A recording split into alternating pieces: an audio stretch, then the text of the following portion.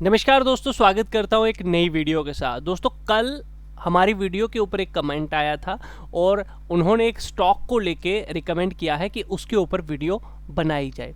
तो इसी के साथ मुझे एक आइडिया आया कि क्यों ना आप सबके कमेंट्स को लेकर एक स्पेशल वीडियोस जो है वो मॉर्निंग के टाइम पे बनाई जाए। तो आज से अगर हमारी वीडियो के ऊपर कोई भी कमेंट आता है तो उसके लिए स्पेशल वीडियो बना दी जाएगी, चाहे आप किसी भी स्टॉक के बारे में बात करना चाहेंगे। तो दोस्तों चलिए वापस बैक टू वर्क आते हैं।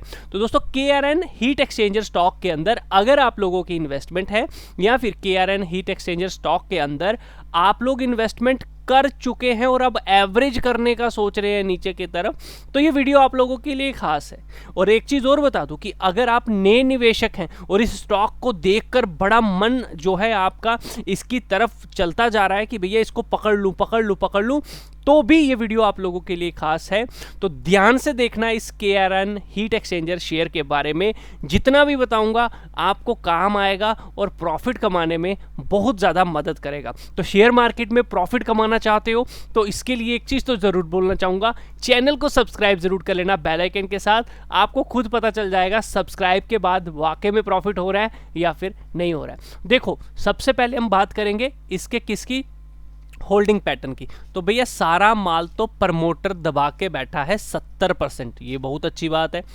FIs की बात करें, थोड़ा थोड़ा माल बेच रहे हैं, अभी भी 1% के करीब इसमें है।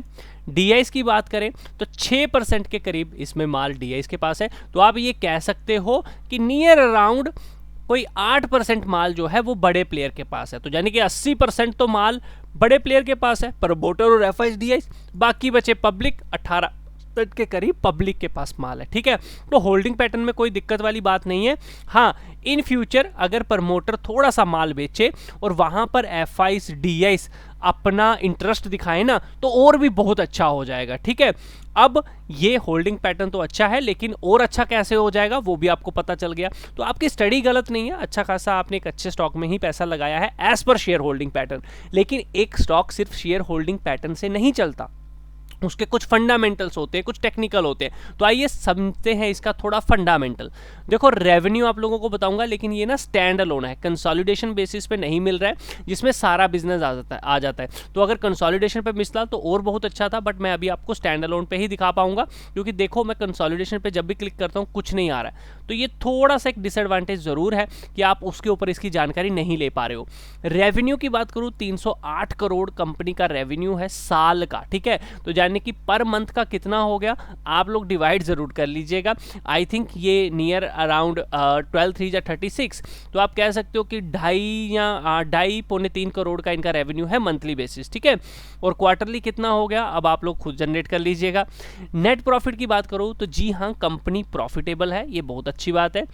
अब अगर प्रॉफिटेबल है, देखो 39 करोड़ का प्रॉफिट, 33 करोड़ का प्रॉफिट, 11 करोड़ का प्रॉफिट। अब इस प्रॉफिट को क्या कंपनी कैश में कन्वर्ट कर पा रही है? तो अगर आप नोटिस करोगे ऑपरेटिंग एक्टिविटी में कंपनी का इतना ज़्यादा profit cash flow operating activity में नहीं है। बट हाँ, अगर आप नोटिस करें यहाँ तक कहीं ना कहीं कंपनी का प्रॉफिट कैश फ्लो अच्छा था। देखिए, बीच में हो जाना प्लस, बीच में माइनस चलता रहता है, लेकिन अगर कंटिन्यूसली ये ऑपरेटिंग एक्टिविटी माइनस में चले ना तो समझ लो कंपनी के पास पैसा नहीं आ रहा, कंपनी सिर्फ बुक्स में दिखाई जा रही है। ठीक है, तो यहाँ पर ये माइनस है, आने वाले समय में प्लस हो जाए तो और बड़ी अच्छी बात रहेगी। लेकिन अगर हम ओवरव्यू के हिसाब से चलें और इसका नेट प्रॉफिट देखें, 39 करोड़ है, लेकिन कैश फ्लो की अगर ध्यान करोगे तो -7, 5, 12, ये थोड़ा सा और बढ़ना चाहिए ऑपरेटिंग एक्टिविटी में। तो इस बात को ध्यान रखना कि नियर अराउंड जो डिफरेंस होता है कैश फ्लो का वो कितना होना चाहिए, ज़्यादा से ज़्यादा 20-25% का डिफरेंस होना चाहिए नेट प्रॉफिट से। तो इसका डिफरेंस थोड़ा सा बहुत ज़्यादा कम है, ये बात ध्यान रखना, इतना डिफरेंस नहीं है इसका नेट प्रॉफिट्स में। 5 करोड़ बता रहा है और हमारा जो प्रॉफिट है वो कितना बता रहा है, अगर आप लोगों ने देखा 39 करोड़ लास्ट में बताया इन्होंने, है ना।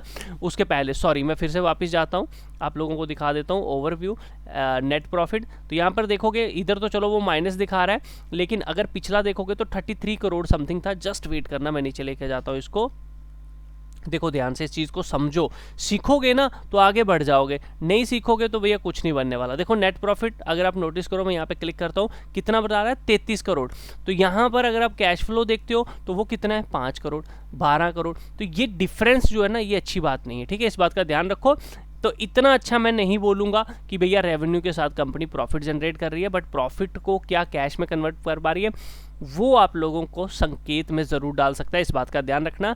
तो यानी कि बुक्स में तो दिखाया जा रहा है अच्छा, लेकिन वो अच्छा है या नहीं उसकी कंफर्मिटी नहीं है, वो पता चलती है मेन कैश फ्लो से, ठीक है। तो कैश फ्लो बिगड़ा हुआ है। डेप्ट टू इक्विटी यानी कि कंपनी के ऊपर कर्जा, अगर आप नोटिस करो कंपनी अपने कर्जे को ख़त्म कर रही है। 2021 में 1.2 की रेशो के हिसाब से इनके ऊपर कर्जा था, आज 0.46 है, यानी कि खतरे की घंटी से बाहर हो चुकी है। तो ये बहुत अच्छी बात होती है, एक बहुत प्लस पॉइंट होता है जब कोई कंपनी अपना क्या करती है, यहाँ पर अपना जो लोन है वो ख़त्म कर रही है। तो इसीलिए इनका जो कैश फ्लो था शायद आप लोगों को कम देखने को मिल रहा है, क्योंकि कंपनी प्रॉफिट ऑपरेटिंग एक्टिविटी में इतना नहीं रख रही है, वो अपने प्रॉफिट को कहाँ डालती जा रही है, अपने कर्जे को ख़त्म करती जा रही है। तो ये बहुत अच्छा पॉइंट आपको देखने को मिला, ठीक है। यहाँ पर अब हम बैलेंस शीट में चलते हैं और कंपनी के पास कैश कितना है ना, कैश रिच कितनी है, रिजर्व एंड सरप्लस कितना है, कंपनी ने देनदारी कितनी है, लेने कितने हैं पैसे, देने कितने हैं। तो ये भी भैया स्टैंड अलोन बेसिस पे ही दिखेगा। कंसोलिडेशन पे जाओगे तो आपको कुछ भी नहीं दिखने वाला। तो चलिए मैं आपको स्टैंड अलोन बेसिस पे ही दिखा देता हूँ। देख लो मैंने कंसोलिडेशन पे क्लिक किया, नहीं पता चला। स्टैंड अलोन बेसिस यानी कि सिर्फ इनका जो एक मेन बिजनेस है उसी से पता चल रहा है, सारे बिजनेस का देख रेख नहीं पता चल रही। तो यहाँ पर आप लोग देख सकते हो कि इक्विटी शेयर कैपिटल 46 करोड़ की थी, 46 करोड़ है, पहले 4.40 हुआ करती थी, अब बढ़ा दी फिर बढ़ा दी। तो ये एक अच्छी बात नहीं होती है किसी कंपनी के लिए अपनी इक्विटी शेयर कैपिटल को कर देना, बट ये आई थिंक तब लिस्ट हुआ होगा जब ये इक्विटी शेयर कैपिटल बनी, ठीक है। अब यहाँ पर रिजर्व एंड सरप्लस देखो इंक्रीज हो रहा है, ये बहुत अच्छी बात है। Long term borrowing 12 crore something है, शॉर्ट टर्म बोरिंग 46.72 करोड़ है, ठीक है। अब ये पैसा जो है ये होता है ट्रेड पेएबल, यानी कि पे करना है इनको अपने वेंडर्स को। तो देख रहे हो ये कम करते जा रहे हैं, ये बहुत अच्छी बात है। इसके अलावा हम नीचे चलते हैं और इनके पास जो पैसा आने वाला है, तो यहाँ पर आप देख सकते हो कि ट्रेड रिसीवेबल 52 करोड़ है। तो ये अच्छी बात है कि देनदारी कम है, लेनदारी ज़्यादा है, तो ये बहुत अच्छा है। कैश एंड इक्विवेलेंट इतना इनके पास पड़ा है 15.69 crore, short term loan and advances भी इन्होंने दिए हैं। तो ये बहुत अच्छी बात है कि कंपनी जिस तरह से इसकी मार्केट कैपिटल है उस हिसाब से तो मैं बोलूँगा कि अच्छी खासी बैलेंस शीट है, कोई दिक्कत वाली बात नहीं देखने को मिल रही। आने वाले समय में कैश फ्लो भी आपको अच्छा खासा प्लस में इसका देखने को मुझे लगता है मिलेगा। तो हम किसी भी चीज़ के ऊपर उंगली उठाए या बोले, मुझे नहीं लगता वो सही होगा। ओवरऑल ओके चीज़ें हैं। अब आहिस्ता आहिस्ता ग्रोथ करें, कैश फ्लो भी इनका अच्छे से बने। जैसे कि देखो आपको मैं एक चीज़ बोलना चाहूँगा, जब भी आपको कैश फ्लो नहीं समझ आए या समझना चाहें तो जो भी अच्छी कंपनी होती है उसका कैश फ्लो उठा के देख लो। देखो L&T टेक्नोलॉजी इसकी पेयर्स कंपनी लिखा है ना, पेयर्स। तो यहाँ पर देखो ये बता रहा है L&T टेक्नोलॉजी, इंजीनियर इंडिया, ये कंपनी इसकी पेयर्स हैं। तो हम जो सबसे अच्छी कंपनी L&T को आप अच्छे से जानते होंगे, तो मैं इस पर क्लिक करके आप लोगों को दिखाता हूँ कि देखो कैश फ्लो जो होता है एक अच्छी कंपनी का कैसे पता चलता है। देखो मैंने वहाँ पे क्लिक किया, अभी इसको ओपन होने देते हैं, ठीक है। तकरीबन हमने जो चीज़ें देखनी थी वो देख ली। अब मैं आपको ना सिर्फ एक कैश फ्लो की एग्जांपल दिखाना चाहता हूँ जिसे आप समझोगे तो बहुत अच्छा रहेगा। देखो अभी ना ये प्रॉपर ऐसे वो टाइम ले रहा है, मैं ऐसे ही सर्च करके आपको ना बता देता हूँ, ठीक है। L&T टेक्नोलॉजी, ये रहा सर्विस शेयर। जब तक उसने टाइम लेना तब तक हम इसको यहाँ पे खोल देंगे, ठीक है। ये आ गया।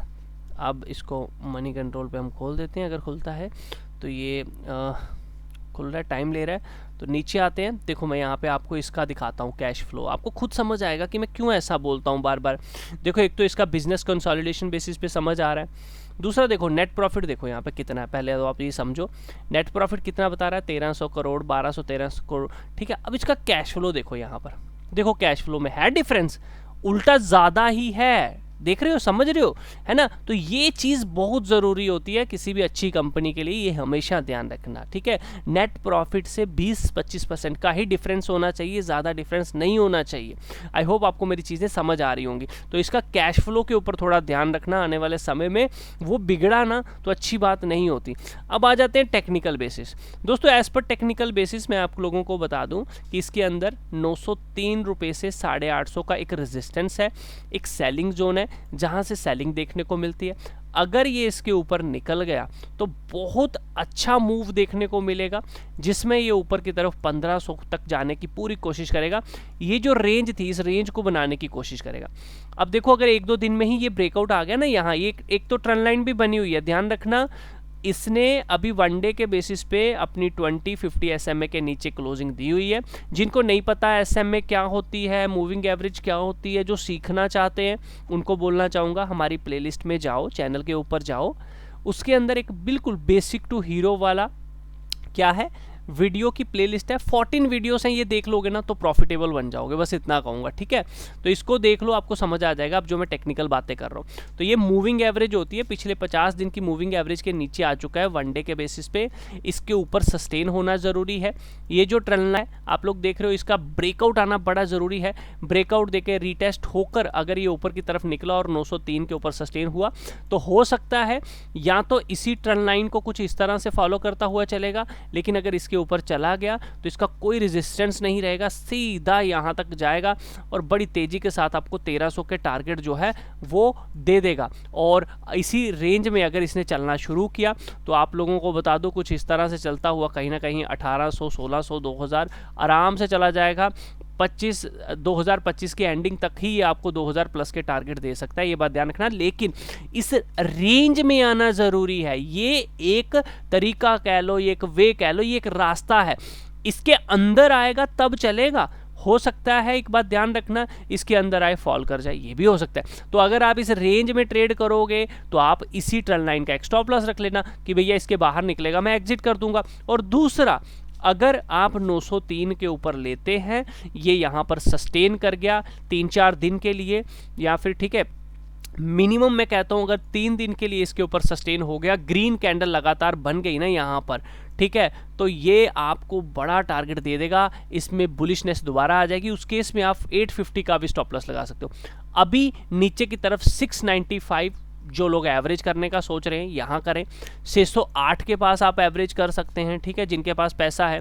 और कोई सस्ता लेना चाहता है तो 485 पे भी एक अच्छा लेवल है जो देखने को मिल रहा है। फिलहाल के लिए ये सारे इसमें अपडेट हैं। दूसरा मैं फिर से बोल रहा हूँ, 50 पीरियड में मूविंग एवरेज के नीचे है, सस्टेन होने दीजिए। ट्रेंड इसका बुलिश ही है, कोई बेरिशनेस नहीं देखने को मिल रही जब तक 695 के ऊपर है। घबराने वाली बात नहीं है, 695 के नीचे घबराने वाली बात यहाँ पर हो सकती है।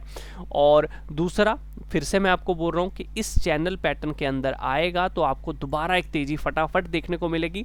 अदरवाइज जब तक 903 के नीचे सस्टेन कर रहा है, कोई बड़ा मूव कोई और नहीं देखने को मिलेगा। और 695 तो होगा क्या मैक्सिमम 903, 910 तक जाएगा, फिर फॉल करेगा 695, फिर ऊपर, इस तरह से चलता रहेगी ये कार्रवाई।